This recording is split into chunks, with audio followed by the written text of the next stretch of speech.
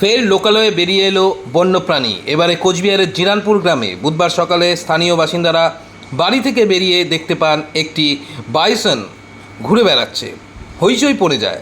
খবর দেওয়া হয় বন দপ্তরে। পরে বন দপ্তরের কর্মীরা সেখানে পৌঁছে ঘুম পাড়ানি গুলি করে বাইসনটিকে কাবু করে জঙ্গলের দিকে নিয়ে যায়।